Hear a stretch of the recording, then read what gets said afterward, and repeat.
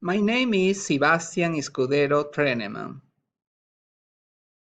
During my time off, I like to spend some time with my family and friends. I also like to go hunting, fishing, and do exercises. I had the opportunity to travel and visit Europe, Middle East, and South America. I am really fortunate to have these experiences abroad.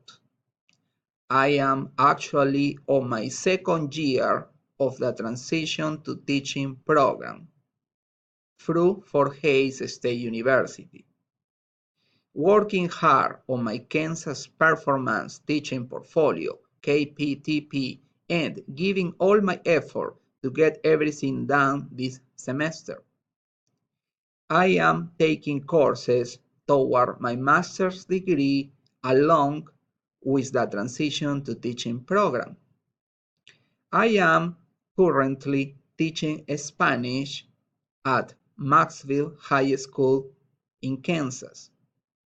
My short-term goals are to get my master's degree in education and get my fully certification as a teacher. My expectation about this course is define strategies in developing and evaluating curriculums in PK-12. I am so excited to start the course and participate in the discussion board.